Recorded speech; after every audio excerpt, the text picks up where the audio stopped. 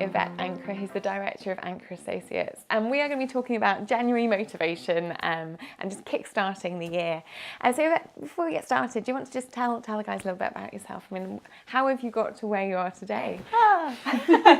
Well, first of all, thank you for inviting me to speak. So full title, I'm going to have to say, aren't I? So Definitely. It's Yvette Ankrah MBE. So I was awarded the MBE this year as part of the Queen's Birthday Honours for my work supporting women in business. So I call myself a motivator, a campaigner, an educator and a supporter of women in business in all guises. Which is brilliant. You are in the right place. Definitely. So I started off like a lot of women, changing after I had my son. So I was working with small businesses, but not individuals. So I was working with sort of arts organisations and supporting them and coaching and developing those type of organisations. And then I left London, heavily pregnant, didn't know anybody. I didn't want to have to commute back into London all the time. So I decided to start working with women after I went to a lot of mother and baby groups and had these conversations which were, I really want to start something, don't know where to go, or I've got this business that nobody knows about. And I just sat there and thought, you know what, I can help these women, I have the skills, I have the tools. And, at the time, sort of large organisations were disappearing. So the bodies that I would have directed them to, they didn't exist anymore. So I decided just to switch from working with organisations to these individuals and help support them. And I launched the local networks and we weren't isolated. I campaigned locally to get more support for women in business. I campaigned nationally. I did all that kind of stuff, as well as, dragging a toddler around and finishing my PhD. So that's kind of how I ended up getting here, really. And these days, what would you say your average week looks like? Well, I usually do the school run. I try to be there for pick up and drop off, but I will be working with clients some days, blogging, sorting out social media other days, because I do mine myself, I don't outsource that. Also going to lots of networking events, and also resting a lot in between because I manage it with a long-term condition as well. So I don't try to pack too much in. I also wear another hat where I'm on a board of a clinical commissioning group, which is your local NHS body. So I chair a committee there and also attend board meetings. And so with the ladies that you're talking about, these ladies that you met in these sort of mother and baby groups, what do you think the main problem that they were having was? It was it confidence? Was it like motivation? Where did they need help? It was quite a few areas. Confidence is a big one, especially if you've been out for a while with a small child and your day may consist of the small child and daytime TV. So suddenly trying to then promote something and get talking to other people. A lot of people lacked the ability to market and sell themselves and to walk into networking spaces and engage in that space. But also just knowing how to get their business known, about visibility. So a lot of it is marketing. So my background is marketing and business development. So a lot of it is how do we get that out there? How do people know about you? And to get themselves planning. There was lots of, I'm going to do this business because I have a skill, rather than I'm planning to create this business and I'm going to do this and we're going to have some structure here. There was lots of people I met who didn't have any structure. They didn't have any business plans, didn't have any marketing plans. And it's like, okay, I'm just going to do this because it's something I can do. And that's where I'd kind of say, okay, right, let's have a look at this. And let's look at what is it you really want? How can you maximise the time that you have? Because a lot of them had quite young children, so not lots of time. But you also want to make money. It's not a hobby. You actually want to make it into a business. So how do we do that? And how do we get you where you want to be? And also stop you feeling so overwhelmed by what you're doing, because it's I'm exhausted, I'm tired, but I still need to do this, and so it was that. It was not being sure, not knowing how to do things, not necessarily always having the skills to do what they needed to do, or having any support in place. And so you've developed a coaching business. You have, is it 4 pillars that you teach with your coaching? Can you explain a little bit about that? Okay, so I called it the sort of 4 pillars, and the idea behind it was and I call myself the kitchen table CEO. Reason being is because a lot of things I do is based on and the home around that, and there's the 4 pillars is kitchen legs, and that holds you up. So the first one is about clarity. So you need to be clear on what it is you want. What is it you actually desire? And it's not just about your business, it's your whole life. How do you want your life to look? And if you're not clear about that, you can't even start to plan. So, you know, if you say, well, actually, I want to have another child, or I want to be working internationally, or I want to work abroad, how are you, you know, getting that to happen? So it's the clarity. So I start with, what is it you want? Do you really know what you want?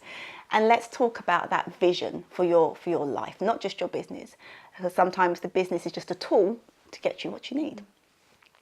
So the next bit is like, great, now we've got this. So let's have a little bit of, you know, goal setting and some development in there, because once you're clear on what you want, you have to actually start setting yourself some kind of task. Or for me, it's not just the task, it's changing your habits.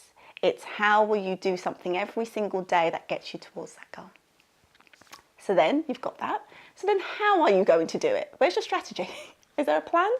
So next bit is to get you planning and to get you thinking about how you're going to do it. And that's, again, that discussion of, you know, if you don't have the skills, who does? How do you buy them in? Or do you have time to learn them? Can you co-opt someone to help you? To start looking at how you're going to execute this plan to get to that dream. And last bit is the accountability part. And this is the coaching bit. So it's the kind of, okay, so you say you really want to do this. So let's see you do it. Okay, this week I'm going to call you and I'm going to see what you've done. I'm going to call you next week. I'm going to check up on you. I'm going to make sure that you are accountable to it. And it's not... kind of the way I do it, I'm more carrot than stick, but it's about kind of giving you a space to kind of say, right, this is what I want and I'm going to go and do it. And, you know, if you don't achieve, that's fine. I'm there to keep holding you, to keep supporting you. I'm your cheerleader at the same time, but you will make a commitment and you will get through it and you will do it. Well, that accountability part is really important, because I think, you know, you can get to those planning stages, you can set your goals and you say, do you know what, this is what I'm going to do. But it's like standing on the edge of a diving board, isn't it? And then just being like, oh, I really don't want to jump. This is the really scary part. And do you know what? I've done loads of work and I can pat myself on the back, you know, because I've done this stuff. But actually, it's taking that next step. And so having someone kind of there to hold your hand the first time you jump off the diving board, really, isn't it? It's that kind of, you know, let's see this through. And I think probably there'll be people watching this, you know, and they, you know, it's the start of a new year, they'll have aims for the year, and it's just giving yourself that extra nudge, and whether that nudge comes from someone else or from a peer or from, you know, I get it from Caroline all the time, you know, we run very different companies, and we all have ups and down days, and it's sometimes just having someone to be like that, come on, you said you were going to do this, show me. Exactly. And, you know, I'm very much on set a date for things, put that date down. You know, I remember, you know, when I was working in a normal environment, I suppose, saying, I'm going to leave this job and I'm going to put the date in my diary when I'm going to go. And I'd make myself, that means I had to do things to make myself achieve that date, because going back to why is it important to you to achieve something? You know, my favourite thing is, obviously we've got January coming up and people are going to say, I want to lose weight, I want to get fit. And people say those things, but first of all, start, why is it important for you to do that? What it about achieving this will change your life in some way or make you happy? So, okay, fine. So rather than saying I want to lose weight, start being a bit more smart about it, be more strategic about it, and say, I want to lose 10 kilos by X because I will feel healthier, or, you know, I'll lower my risk of type 2 diabetes, whatever it is, whether it's a serious thing or a fun thing. But you then make the commitment, and then rather than saying, right, I'm going to get up and run to the gym every day for 2 miles, no, actually I'm going to get up and do 5 minutes of exercise. That's it. And it's the small changes that will accumulate. I think a lot of people set themselves up to fail by doing some lofty goal, having no plan in place, and then thinking, well, I didn't lose 10 pounds, so I'm not going to do it again. So it's those things. It's thinking differently about how you want to achieve it and why it's important to you. Well, I think it's interesting too. It's about the way that you set the goal for yourself, isn't it? I mean, it's not business related, but I set myself sports challenges, and I've realised I used to always fail, because then my January resolution would be I'm going to do 5 days of exercise a week, and the minute that you have a week where you just slip up, then you're like, well, I've ruined my whole year, so I'm just going to stop. Yeah. Whereas actually nowadays I've realised, because that would happen so frequently, I get to maybe February and then it would all go, you know, balls up. And then what I've realised is that actually, if I set a set number of days for the year and say, right, okay, across the year I'm going to do 250 days of exercise, which probably equates to the same number as 5 days a week, but actually it means that if I have a really bad week, it doesn't matter, because then I just do more exercise the following week, and I have good weeks and bad weeks, and it's about looking at the bigger picture and realising that it's about small steps, isn't it, to achieve something. So if you can break it down into those smaller steps and kind of... And that's what I help my clients do, break it down to the small steps. And it's about changing your habits. You know, if there's a reason why you get to a particular point, it's like, it's just not going to happen. You know, there's something about it. There's something about how you're doing it, or even the space you're doing it in. Sometimes, okay, right, let's see, move away from that space. Go and plan in a cafe. Go and sit in a cafe for half an hour and write your to-do list for the week. Whatever it is you're going to do. Because otherwise, if you're at home and suddenly you see there's washing in the corner or something else to do. So it's just changing your habits, and that's what's actually going to bring about the change. Well, I think what you said was very important too, understanding why you're doing things. I think having that understanding beforehand, because actually, you know, so many people, like you said, so many people start the year, I want to lose weight. Well, why are you actually losing weight? Are you losing weight for yourself? Are you losing weight for someone else? And it's the same with business. You know, actually, why are you starting this company? Are you just starting it because you want to run a business? Are you passionate about the thing you want to do?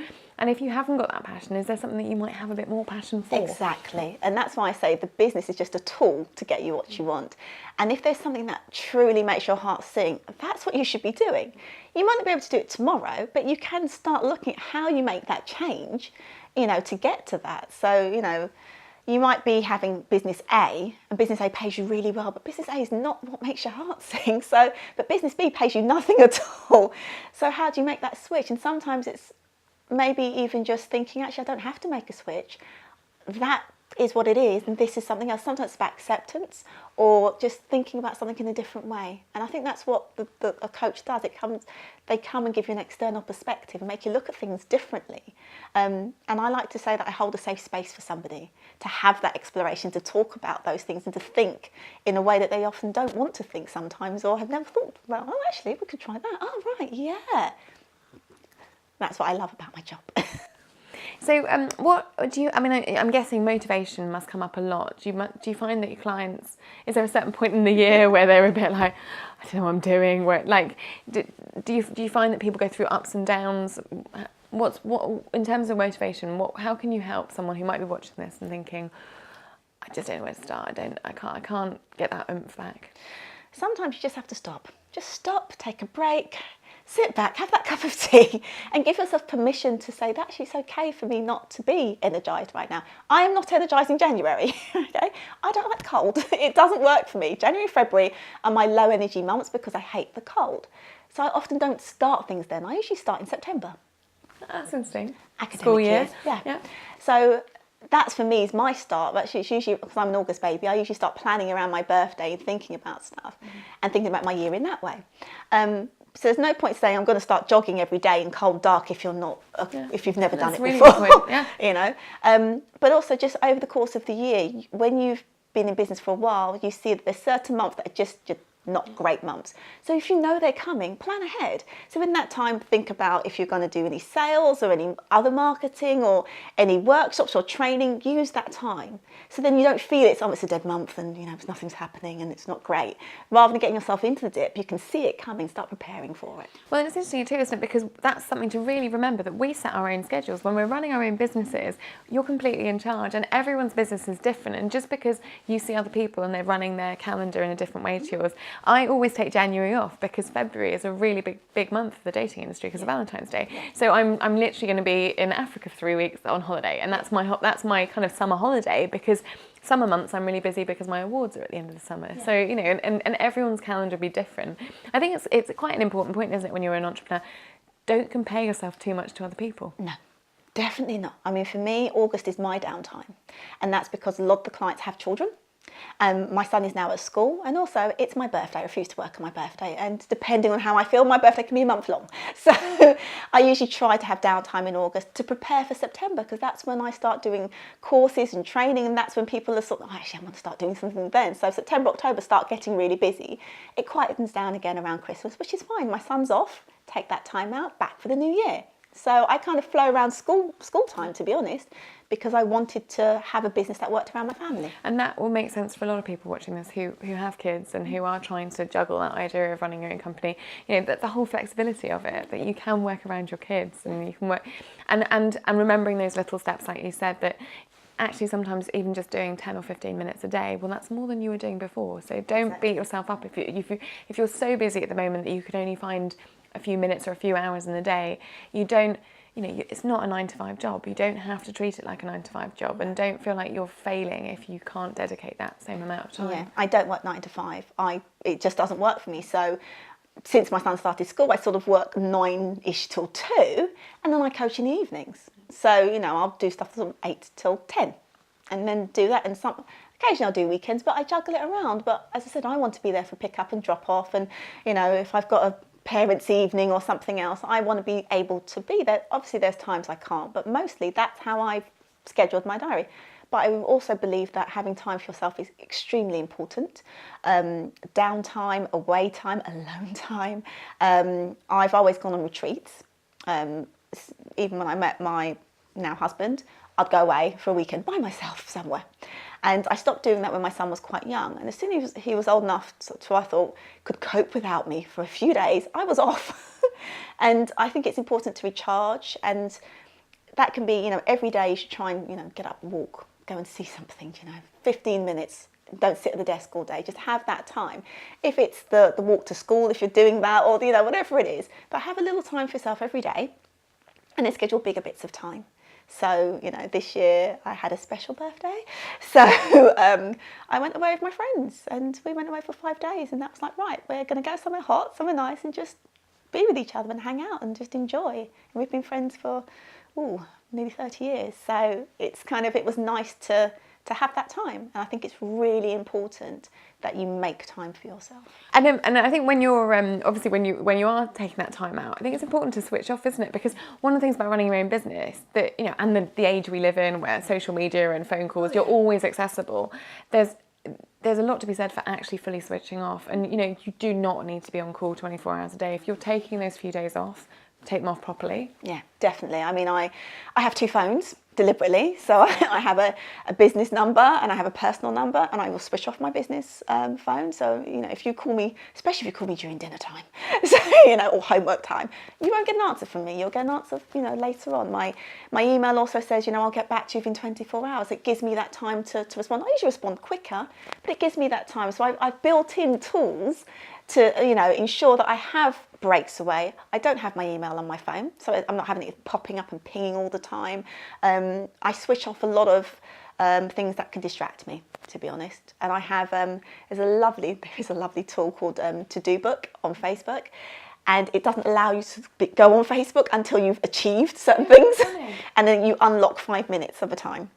Oh, that's brilliant. And it's perfect, especially if you're feeling like, you know, this thing I need to do, I really don't want to do it, and I'm going to go on Facebook, and you can find yourself 2 hours later thinking this person that you went to school, you know, how are they getting on? Oh, they had a baby, and you've lost 2 hours of your day. You know, Facebook can suck you into that, and that's solely because you're not energized by what it is you want to do. So I do things like, you know, like that to me, and I can't go on it. See, I'm quite a big fan of Eat the Frog. You know, the idea of, I love lists. I start the day with a to-do list, and I'm getting better at finding the thing on the to-do list that I want to do least, and doing it first, because actually the minute you've done that, everything else seems so much easier. Yes, it will do. It will do. I mean, I did write a blog on that actually, but it's the whole procrastination of it and finding ways to make that thing interesting. I hate paperwork. I'm just, anything to do with accounts and paperwork, hate it, not a fan. So I outsource it. I have a bookkeeper who I'm still a bit old fashioned. I literally just shove things in the folder and give it to her. She's trying to make me more electronic with it, but it's like, oh, there's receipts. Okay, stick it in the folder. And then she's actually going to come to my house tomorrow morning. And it's like, here you go, lovely. And then it's gone. Because the thought of sitting down and scanning it or typing it in, I have zero interest in it. I can't be motivated by it. I've tried. You know, I left it for nearly 18 months. That's how bad it was. And I realised, you're not going to ever do it. It's going to keep pushing off that list. So outsource it. Well, I think, and it's that awareness, isn't it? It's actually having that awareness. Do you know what? This is the thing I never do, and this is the thing that takes up my time. And I think it's interesting because you get to a point where you realise actually how valuable your time is. And yes, I could be spending 6 hours going through this, but I don't enjoy it. I don't think I'm doing it very well. And actually, it's not that expensive for me to outsource it. And what can I be doing? You know, I can make that money back if I'm spending that time doing something productive Exactly. instead. I love a VA. I have a VA that I use and I adore her. And every once in a while, I'll say, okay, I need you to do this for me. I need you to take this off my hands. Could you do that for me? And having that ability is great. You don't need a full-time employee in your business, but you do need support. And you know, you cannot do it by yourself. You just can't, you know. And it's that adage, isn't it, about when I first thought about getting a cleaner, and I didn't have a cleaner for years, and I got dogs and needed a cleaner. And I remember saying to someone, oh, I just can't justify it, you know, because I could do the cleaning. And then she said to me, Charlie, what's your hourly rate? Work out what your hourly rate would be if you were working. Now, what's the cleaner's hourly rate? Okay, then that's a sound business decision that you are spending that extra 2 hours working. And it's the same with a VA. You know, virtual assistants these days are really affordable, and you can just pay for a few hours at a time. And you know, if there's something that it you know, is there a better way you could be spending your time that is beneficial to your business? And also for me, being stressed or overwhelmed does not help my health. So, you know, if I'm feeling up against it and I'm like, okay, well, I could sit up till 2 o'clock in the morning doing this, or I could get some sleep and pay someone to take this off my hands, then I'll feel a lot better. So it's like, well, actually, yeah, I think it's worth the money for me to have a good night's sleep. The impact that then will have on future days' productivity. And that's why I got the cleaner as well, because I could spend a day cleaning my house and then be wiped out for a week. So it wasn't worth it. It was worth just getting someone in to help me. Yeah, don't be afraid to ask for help. I think there's that idea, isn't there, that we should be able to do everything. And yes, when you're starting up in business, you will do most things and you'll wear most hats. But you don't have to be this person that's constantly juggling. If there are things that you can outsource and you've got the ability and the means to outsource them, know when to outsource stuff. And I always say that because it's not that you failed if you ask for help. And also, if you are the type of person who is always on the game, always busy and knows what to do, people assume you don't need any help. And then they won't offer. But actually you're thinking, I can't juggle anymore. I cannot keep these balls in the air. So sometimes, like, actually I'm drowning, not waving. Putting your hand up and saying, please help me, will get you the help. And it's amazing. It's not even just paid help sometimes. You'll be amazed how many people, especially if you're doing something a little bit different. I mean, none of my friends run companies other than people I've met through business. And I mean, I run an awards show, and every year I get friends who are like, can I come and help out with the awards show? And I kind of forget because it's the thing I do every year. But actually my friends are like, this is really cool.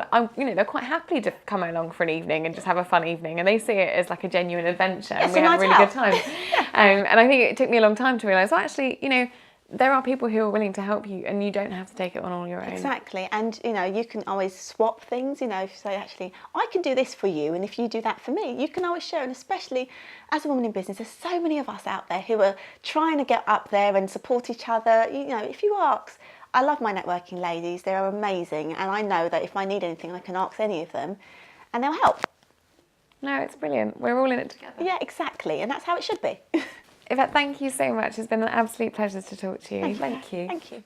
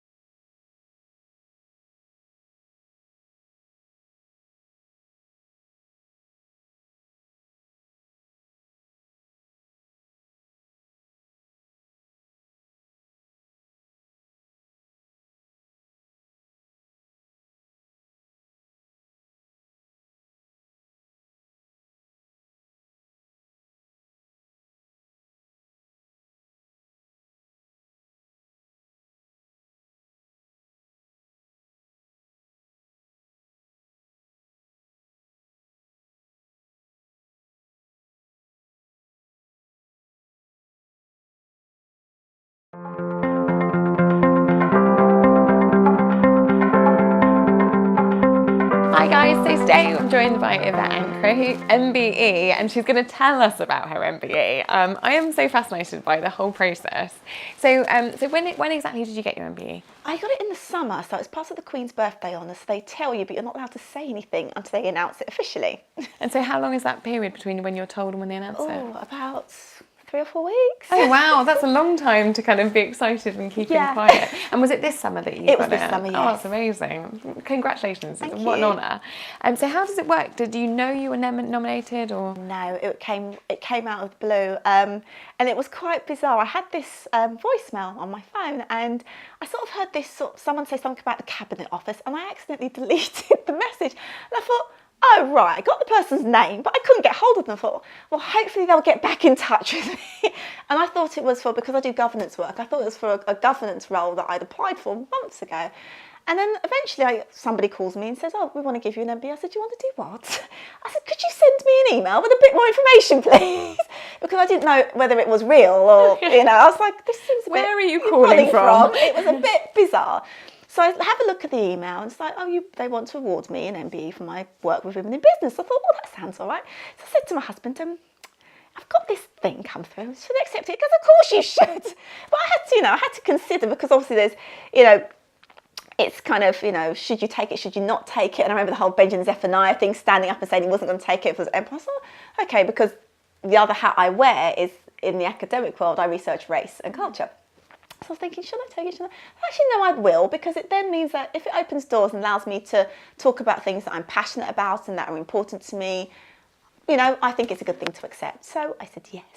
And I wasn't allowed officially to tell him, but I called my mum and my sisters, and obviously my husband knew, but then outside of that, I couldn't say a word. And then they released, if you agree, they released it to the press. So I got to sort of this phone call from a journalist I know, and he said, did I just see your name come up? I said, yeah, you did. So, and then I wrote a press release and sat on it. Because we had lots of things happened this summer. I sat on it and I thought, okay, right, I'm going to send this press release out and actually do something about it. But then I didn't get the date until October to actually go to the palace. So I was like, oh, who's going to get it? And I was like speculating, and it was Princess Anne in the end. And that was lovely. And she was, she speaks to every single person for about 5 minutes. And what was strange is I was interviewed on the radio about it, and they asked me what I was going to wear. I thought, there's just been a guy that's come on who was also worn something. You didn't ask him what he was going to wear. But what I did say was that whatever I wore would be made by a woman in business. And I had a fascinator made and an outfit. I wore kente, traditional Ghanaian outfit. And they were both made by women in business. So, that's what I do, That's what I support. That's what I work. Everyone that supports my business, they're all women running their own businesses. So I said I had to. And I kind of stood out wearing bright kente outfit. And I actually have a full double-barreled surname, which is the same as the Queen's equerry. So all of them said to me, are you related to him? I said, I'm not, I'm afraid. But it was this kind of, every time I met a different member from the palace, they kept asking me, do you know TA? I said, no, I don't.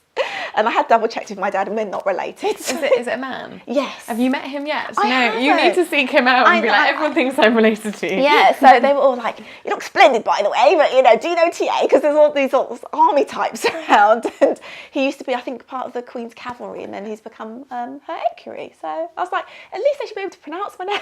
Well, when you go back for the next tier, how does it work? Is it an OBE next? It's OBE next, and I think it might be CBE and then Dave something. That's a nice ring to it. That would be really cool, wouldn't it? Yeah. So how many other people were receiving MBEs on the day? 100. They do 100, but they do a batch of 10 at a time. And what I was so happy to see was how many women there were, how many diverse women there were. It was lovely. It was, and there weren't just a lot of older people, there were a lot of younger people too. You get people that get for long service awards and things, but it was nice to see people from all walks of life, all different parts of the country, all different backgrounds, there getting awards. It was lovely to be part of it. You must have met some really interesting people on the day. Did you get to chat much to each other? You do a little bit. You're all kept in sort of a room, and they show you what you have to do. You've got to sort of walk in a certain way, take steps and stuff. So you're all instructed together. So you just sort of end up having a sort of glass of water with each other. There's nothing stronger at that time in the morning. What time in the morning was it? It was, I had to be there for about 10 o'clock, which is why I had to get up quite early to get there. And yeah, you just sort of hang out there for the morning. I'm sure there's an afternoon session, but there's quite a few to get through. Oh, it must be. And so, and your son came along and watched? And my niece as well. Oh, so my that niece must be amazing for is them. 8 and my son is 6. So What a cool yeah, experience. definitely. So, and they've got pictures of them holding it as well. Oh, so. that's really cool. And so it's obviously it's a physical medal, but what comes with it? Obviously, you get the title.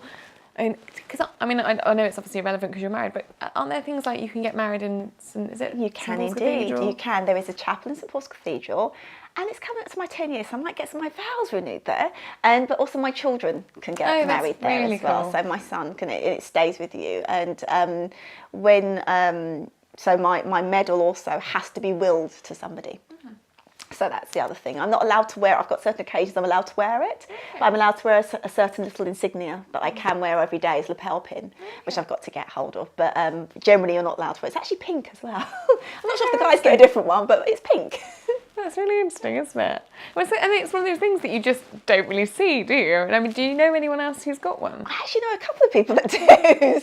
But they're men actually. But yeah, a few people, because I used to work in the voluntary sector, so I know people in the voluntary sector who's got them and things like that. But yeah, it was lovely to see. And I saw there was a guy who was getting knighted, so I got to see someone being knighted, which I've never seen before. And the palace is spectacular. I'd been there before for a reception years ago, but I'd never been to this other part of it.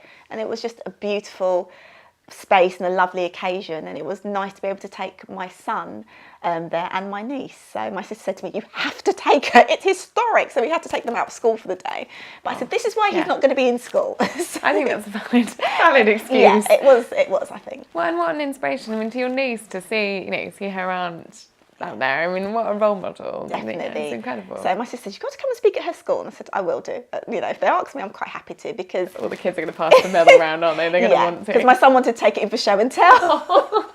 And I said, I will come in with it, but I'm not letting you. Could you imagine? It comes back with like hula hoops on it or something. Yeah, so I said, no, I don't think they give you another one. Here's my backup. Yeah, so I said, I'm happy to come in and show it, but I won't let you just be there for show and tell. Oh, well, congratulations. I mean, what an honour. And I mean, from our perspective, they couldn't have given it to you for a better thing. I mean, helping women in business is, it really is so important.